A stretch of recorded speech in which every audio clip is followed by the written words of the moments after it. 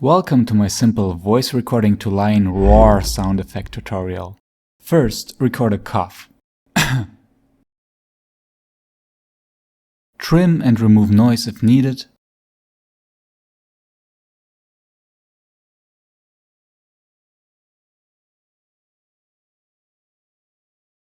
And then apply effect, change speed with -75%.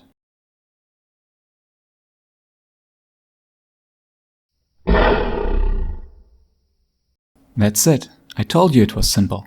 If you want to try out other voice effects, check out my and cyber voice effect tutorials. If it was helpful, like and favorite this video to let me and your YouTube followers know. If you have any Audacity tips to share, I would love to read them in the comments of this video.